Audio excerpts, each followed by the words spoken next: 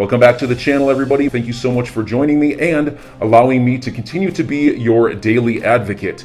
If you're new here or you're not subscribed for any reason, please do me a huge favor and hit the subscribe button. Thank you to all of you who have been watching and following me for so long. It truly means a lot, and I'm glad that I can be this person. One thing that really stuck in my head this entire time of watching this SEC case play out was the fact that a lot of the players who were behind the scenes of this Ripple SEC case were also heavily involved in the Ethereum free pass speech. While it has been difficult to parse out who are the good guys and who are the bad guys in this entire thing, one of the things that always stuck with me was the fact that the SEC's driving argument to why Ethereum was getting this clarity and not other coins was because it was sufficiently decentralized. One thing that never made sense to me was the fact that Ethereum received its free pass speech in 2018. Ethereum was created in 2015. This is only a 3-year gap between when the SEC, or when Ethereum was created, to when the SEC stated that they believed it was essentially decentralized. Now, what I could never get my head around was how you could have something like XRP that was created far before Ethereum and was clearly more decentralized based on its consensus model be completely ignored. And for this, it really made me start thinking who was behind the scenes. And another thing that really caught my attention and really just played into this entire narrative was the fact, as I stated earlier, one of the law firms who was involved in helping Ethereum get its clarity also already stated back in the day that they didn't believe XRP was a security. So if the SEC's entire logic between Ethereum being decentralized was based upon the law firms it was working with, well, by that same logic, it's really hard to understand how they could have later brought a lawsuit against Ripple when the same law firm who said Ethereum was all good to go also said XRP was all good to go. And note, this was before the name XRP was even existed. This is from Perkins Coie, the legal firm who gave Ethereum its free pass. They were saying, and at the time it was called Ripple, not XRP, but they were saying Ripple was decentralized. And that's when things got really confusing, and it started to make me really think, if all these same players knew that XRP was decentralized back in the day, then why was Ethereum given the free pass and XRP given this lawsuit? Well, I think this clip by Digital Asset Investor is going to show you a lot, and you guys need to listen very closely to this because I think it's going to put a lot of stuff in perspective for you. We have the technology to allow every financial institution on the planet to settle with every other financial institution in a compatible jurisdiction in any asset in seconds for less than a penny. Just think about this. Anyone who's made a payment knows that we're nowhere near that today. But imagine every financial institution settling with every other financial institution in seconds for less than a penny, any asset. That's fundamentally transformative. We have the technology to do it. Now we just need to figure out how to drive the adoption. And of course, there's all the challenges with there's incumbents, there's regulation. So 2 things really quick, and then I'm going to play it again.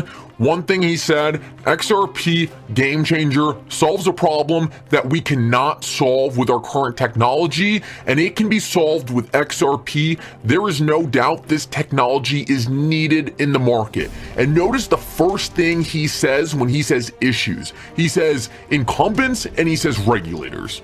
And there's inertia. You know, there's the big players who are really trying to defend. You know, if you're one of the largest banks in the world, you want to push pause or stop on technology because you're in the lead. So of course, largest banks in the world. It's like you say you love technology, but obviously you wish you could stop it. So all those challenges. And if you mentioned Jamie Dimon, so let's bring it back to Jamie and Jamie Dimon, JP Morgan. What do you think is going to be the thing that they will have to change the most or lose market share and somebody else is going to do better, faster, serve their clients better than JP Morgan or Goldman Sachs? You can just hear the bankers panicking right now. But what feel the panic in their voices. But here's business that is most well. Here's what always happens. Notice how salty Gary gets when he says that. I think that's pretty telling in itself. The first thing that happens is they try to go, oh, it's nothing. And they did that. I mean, that's with every new industry, every new technology comes along, the powers that be, the incumbents, the status quo, all say it's nothing. Don't ignore the man behind the curtain. This is nothing. Kind of like what Jamie Dimon did in the early Bitcoin days. He said it was nothing, just ignore it. If you talk about Bitcoin at JP Morgan, you're fired. Well, I'm going to show you later in this video that while that's what he was saying to the public, that's not what was happening behind the scenes. And then all of a sudden it's too big to get in there. You know, they're going, oh my God, I got to face this thing. And then they all line up and they wrap their arms together and they say, we're not letting this happen. Didn't David Schwartz say this is one of the biggest problems? Big banks saying we're not letting this happen? This is exactly what Tim Draper's saying. And then it keeps going. And then they say, okay, well, let's sue them.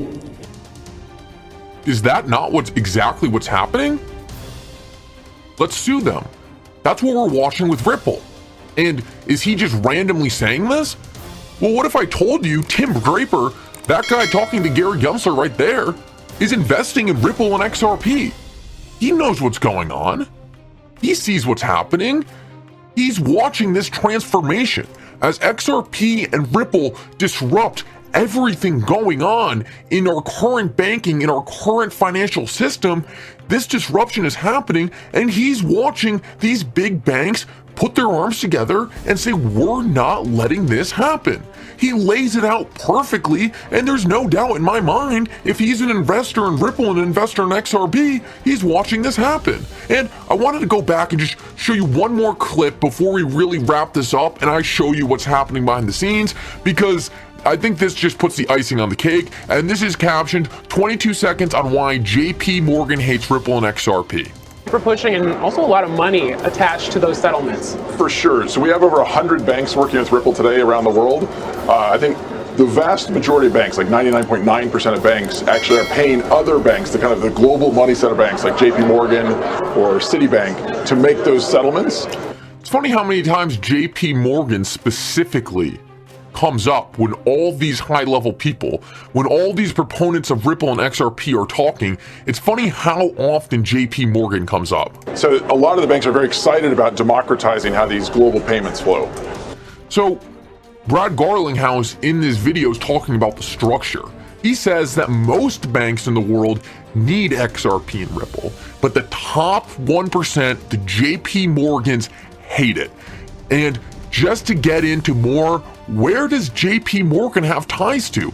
Well, something pretty interesting and relates back to what we were talking about earlier with how Ethereum got a free pass, despite the fact that it's way less decentralized than XRP, despite the fact that it came way after XRP, and despite the fact that Ethereum's own lawyers who worked to get Ethereum this free pass had already said in the past that they already knew XRP was decentralized. They were saying XRP was decentralized before Ethereum even existed. So what's so interesting between JP Morgan, who all these people talk about trying to put the brakes on XRP and Ethereum?